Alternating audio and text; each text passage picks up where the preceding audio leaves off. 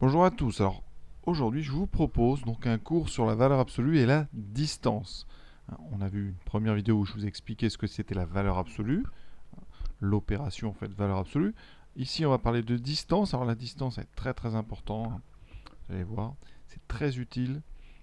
Et on verra donc dans la suite, donc une troisième vidéo sur la fonction valeur absolue, résolution d'équations un petit peu plus compliquées. Donc, que vient faire la distance avec cette valeur absolue? Alors, on a déjà vu que la valeur absolue, elle a en fait deux expressions. Si x est positif, eh bien la valeur absolue de x, c'est x, c'est-à-dire que la valeur absolue n'a pas d'effet sur les nombres positifs. Si x est négatif, eh bien alors la valeur absolue va multiplier x par moins 1. On peut dire qu'elle le rend positif.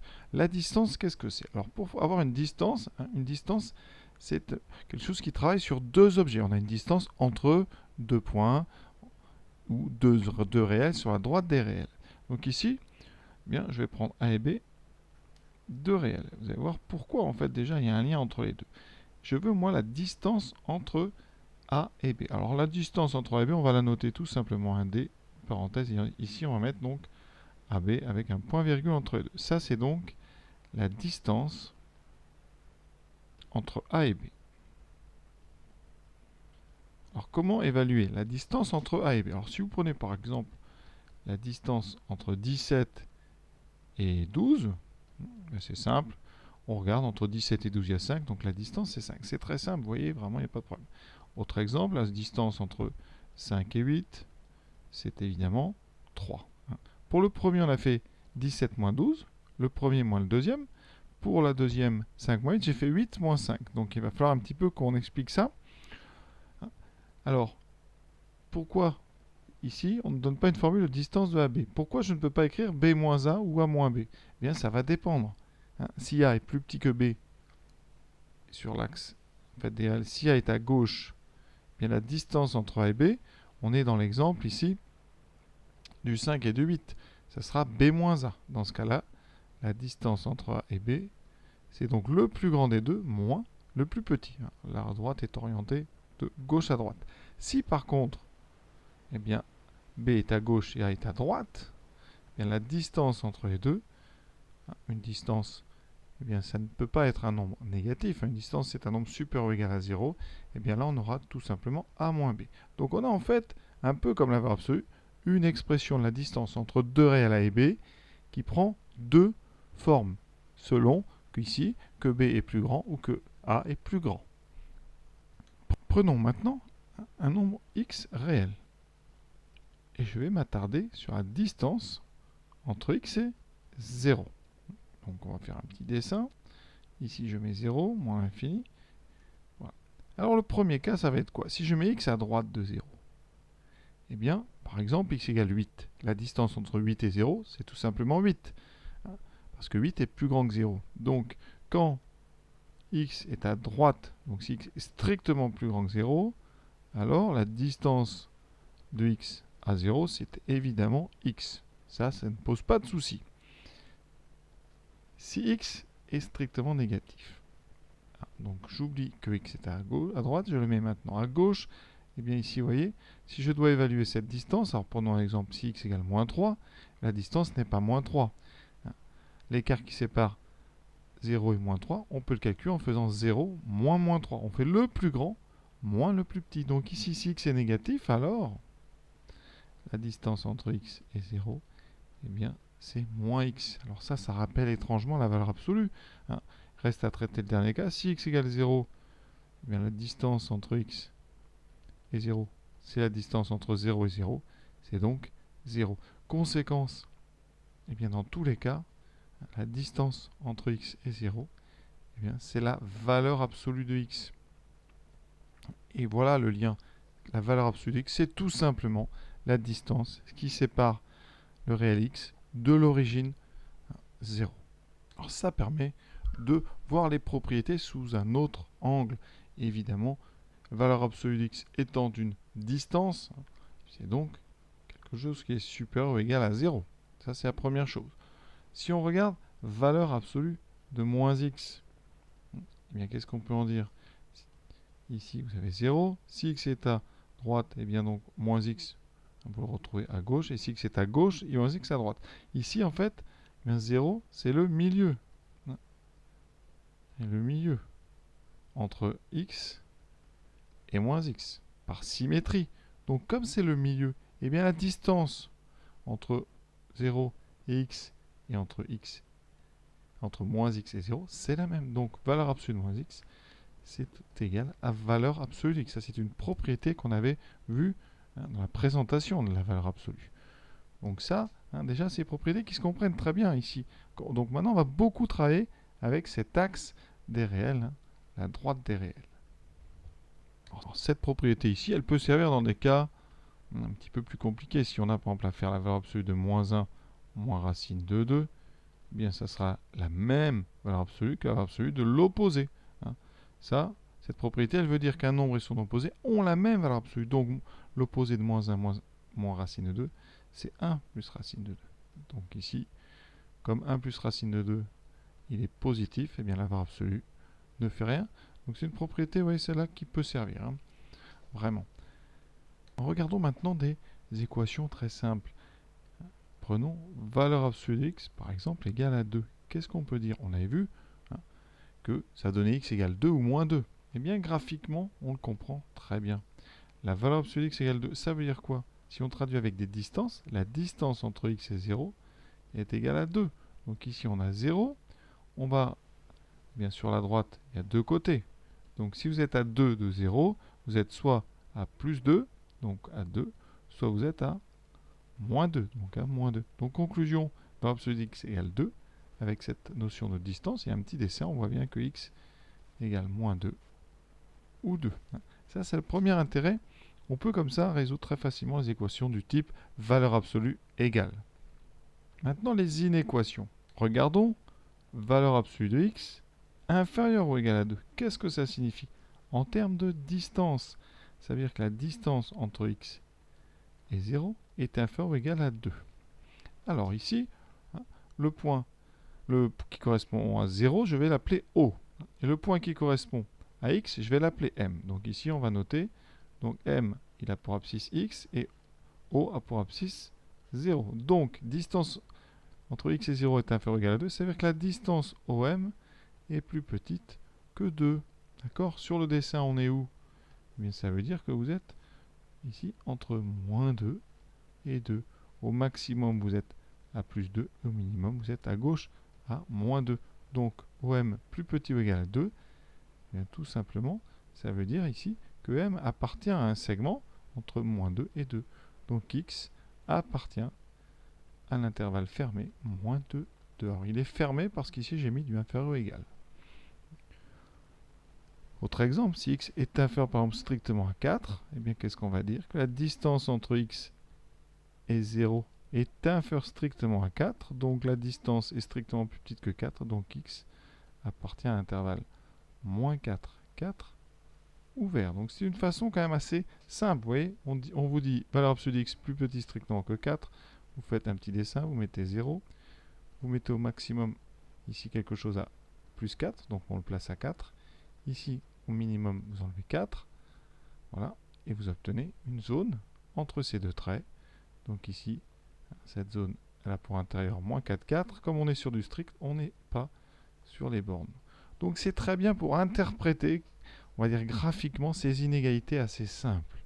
Et un troisième type d'inégalité qu'on peut résoudre, c'est x supérieur ou égal, par exemple, à 4. Qu'est-ce que ça veut dire? Graphiquement, ça veut dire que la distance entre l'origine et le point M correspondant à x est donc supérieure ou égale à 4.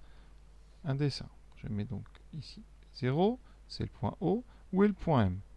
Il est au maximum, enfin il est au minimum à 4. Donc vous allez devoir aller placer ici un repère en plus 4, mettre un repère en moins 4. Vous êtes où? Vous êtes à une distance plus grande ou égale à 4. Donc vous êtes ici, votre point M, il est sur cet intérieur-là, ou sur celui-là. Les crochets, on est du supérieur ou égal, on peut les inclure dans la zone ici. Donc, conséquence, on a ici comme solution une solution un petit peu plus compliquée que les autres, puisqu'on a deux zones.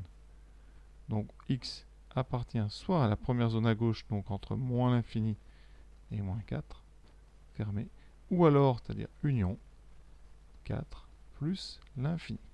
Alors là, j'ai parlé des équations vraiment très simples, avec valeur absolue de x. On peut résoudre certaines équations un petit peu plus difficiles avec cette même méthode. Et pour ça, je vais m'intéresser. Je trace donc la droite des réels. À gauche, moins l'infini, à droite, plus l'infini. Je vais représenter donc les points A et M. A pour abscisse 2. Voilà, ici, donc ça c'est mon point A. Et le point M, on ne sait pas où il est, mais son abscisse c'est x. Et on doit avoir la distance M qui vaut 5. Donc M est à une distance 5 du point A. Donc pour le trouver, je vais soit de 5, j'avance de 5 unités vers la droite. Donc ici j'aurai 2 plus 5, 7. Ou alors, je vais vers la gauche, donc j'enlève 5. Et donc je me retrouve en 2 moins 5, moins 3. Conséquence, eh bien ça veut dire que x moins 2 égale 5. Ça se traduit tout simplement en disant que la distance entre x et 2 est égale à 5. D'accord? Donc, soit x égale 2 plus 5, donc 7, ou x égale 2 moins 5, c'est-à-dire 2 moins 5, moins 3. On a donc deux solutions. Et vous voyez qu'on a fait ça juste avec des distances. La propriété que vous pouvez trouver dans les cours, elle est la suivante. On prend donc x et a de réels. Et bien la valeur absolue de x moins a est égale à, on va dire, r. Alors il faut x et a sont réels. Et r est supérieur donc ou égal à 0. Et bien si on a x moins a égale à r, ça veut dire que la distance entre le point M et le point A est égale à R. Alors ici, A aura pour abscisse petit a et M pour abscisse x. Donc on a AM égale R, conséquence sur une droite. Ça veut dire que eh bien, le point M est à une distance R du point A, donc x, il vaut soit A plus R ou x égale A moins R. Donc je refais le petit dessin. Ici on a petit a, on est soit en A plus R, soit on est en A moins R. Maintenant, on attaque tout de suite l'inéquation. X moins A inférieur ou égal à R. Qu'est-ce que ça va changer ici? Eh bien ici, on aura la distance M qui est inférieure ou égale à R. Donc sur mon dessin, effectivement, je vais rajouter R pour aller à droite, je vais enlever R pour aller à gauche, mais je vais me trouver à une distance inférieure ou égale à ça. Donc je ne suis pas sur, ici, les deux bornes, je suis à l'intérieur, entre les deux. Et donc je n'obtiens plus deux solutions, mais une infinité qui forme un intervalle. Et cet intervalle, c'est donc l'intervalle A moins R, A plus R. Alors qu'est-ce qu'on peut dire de cet intervalle? Eh bien cet intervalle, il est donc centré en petit a et a pour rayon un petit r et un rayon égal à r. C'est une nouvelle façon de concevoir les intervalles avec un centre et un rayon. Le centre ne bouge pas, c'est le point A, donc le réel petit a, et le rayon, c'est cette distance petit r qu'on prend un peu plus à droite et un peu moins, et qu'on enlève à gauche. Et on obtient donc ici un intervalle fermé. Alors ça peut donner lieu à des exercices intéressants. Premier type d'exercice, si on a x plus 3, par exemple, qui est inférieur ou égal à 2, eh bien qu'est-ce qu'on va dire? On va faire son petit dessin, on fait notre petit dessin ici. Mais le problème, c'est qu'on a ici une addition, donc il va falloir transformer. Alors l'astuce, c'est quoi? Eh bien, c'est de... Vous voulez une soustraction.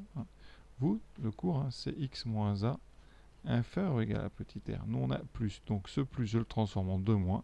Donc en x moins, moins 3. Donc, au lieu d'être un intervalle centré en 3, ça va être un intervalle centré en moins 3. La distance est inférieure ou égale à 2, donc on a un rayon qui est 2.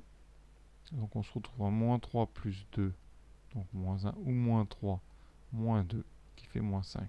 Et c'est très simple, ça veut dire qu'ici, eh bien la distance entre x et moins 3 est inférieure ou égale à 2, donc x, eh bien, il appartient donc à l'intervalle moins 5, moins 1, qu'on peut écrire de façon plus nette. Donc moins 3, moins 2 et moins 3, plus 2. On peut aussi traduire ça sous forme d'un encadrement. C'est-à-dire que la distance entre x et 3, donc x moins moins 3, elle est comprise entre moins 2 et 2. Et donc voilà, un encadrement, un intervalle. À vous de voir ce qui paraît le plus clair. Comment peut-on compliquer? Pour vous embêter encore plus, on met par exemple 2x moins 1 inférieur ou égal à 3. Comment peut-on résoudre ça? Alors il y a deux façons de faire. La première, eh bien, c'est de considérer le point M. On va prendre M1 qui a pour abscisse 2x. Et le point 1 qui a pour affixe 1. Qu'est-ce qu'on a ici? On a donc la distance AM1 qui est inférieur ou égal à 3. D'accord? Donc d'après ce qu'on vient de dire, ça veut dire que l'abscisse du point M1, qui est 2x, moins l'abscisse du point, donc 2x moins 1, c'est entre moins 3 et 3. Donc là, mais si vous voulez x, vous rajoutez 1 partout. Ça fait donc moins 3 plus 1, moins 2. Inférieur ou égal à 2x, inférieur ou égal à donc 3 plus 1, 4. Contrairement à tout à l'heure, on n'a pas x, on a 2x, donc on doit diviser par 2. Et on obtient, donc je vais mettre dessous, x entre moins 2 sur 2, donc moins 1, et 4 sur 2, 2. C'est la première méthode pour résoudre ce genre d'inéquation. Une deuxième méthode qui marche très bien, ici 2x moins 1, on va transformer cette inéquation. On va tout diviser par 2. Donc ici, ça veut dire que valeur absolue de 2x moins 1 sur 2 est inférieure ou égale à 3 demi. Qu'est-ce qui s'est passé à l'intérieur? On a donc x moins 1 demi plus petit que 3 demi. Donc là, on a ici une écriture qui fait penser donc à quoi? Eh bien, on a donc le nombre 1 demi et x moins 1 demi. Donc x est à une distance de combien? Bien plus petite que 3 demi. Donc là, si je rajoute plus 3 demi, j'arrive donc sur 1 demi plus 3 demi, 4 demi, ça donne 2. Et si j'enlève moins 3 demi, ça fait 1 moins 3 demi, donc moins 2 demi, moins 1. Eh bien, mon nombre x, il est eh bien, à une distance inférieure ou égale à ces deux traits jaunes. Donc on est ici entre donc moins 1 et 2. C'est ce qu'on avait trouvé avec la première méthode. Donc vous voyez deux méthodes vraiment différentes, mais qui mènent au même résultat, bien évidemment. Alors il existe un autre type d'inéquation avec des supérieurs au pouvoir, par exemple x plus 5 supérieur ou égal à 2. Alors on doit, quand on utilise la distance, traduire x plus 1 en soustraction. Ça fait x moins 5. Voilà, une fois qu'on a fait ça, on a fait le plus dur. Parce que là, on a donc une distance qui est supérieure ou égale à 2. On fait un petit dessin. On met moins 5, x, il sera où? Eh bien, on va rajouter donc 2. On sera donc à moins 3. Et on doit enlever 2, ce qui fait moins 5, moins 2, donc moins 7. Eh bien, qu'est-ce qu'on sait? On sait que notre distance est plus grande que 2. Donc, votre point, il va être soit plus loin que moins 3, soit avant moins 7. Et les crochets, on a du supérieur ou égal. Donc, ici, on va mettre les crochets vers l'intérieur pour qu'ils soient de solution. Et là, eh bien, ça veut dire que x, il est non pas dans un intervalle, mais dans une réunion infinie entre moins l'infini jusqu'à moins 7, union moins 3 plus l'infini. Voilà pourquoi on a des résultats de différents aspects en fonction eh bien, du problème. Si on a une distance inférieure, on est plutôt sur un intervalle centré. Et si on a une valeur absolue supérieure à quelque chose, on aura deux intervalles. Voilà. Alors après, on peut vraiment compliquer énormément le travail en mettant ici à la place de x une expression du type 2x, 3x, x2, etc. Mais au départ, vraiment, il faut faire des choses très simples pour que vous compreniez cet aspect distance des valeurs absolues. Alors, il existe un dernier type d'exercice qu'on peut faire avec ces distances, qui est plutôt sympa. C'est quand on a par exemple égalité de deux distances. Si on a par exemple x moins 3 est égal à valeur absolue, alors on peut mettre ce qu'on veut ici, mais valeur absolue de x plus 4. Donc, comment traduire ça sous forme de distance? Alors ici, on va mettre déjà deux soustractions. X moins 3, c'est déjà bon. Et ici, on va mettre x moins 4. Maintenant, donc, on va faire quoi? On va considérer le point M d'abscisse x, le point A d'abscisse 3 et le point B d'abscisse moins 4. Qu'est-ce que j'ai donc à gauche? J'ai valeur absolue de x moins 3, c'est donc la distance entre x et 3, c'est donc la distance AM. Elle est égale à quoi? À x moins 4 en valeur absolue, donc la distance entre x et moins 4, donc à la distance BM. On a donc un point M qui est à égale distance de A et B, donc M est équidistant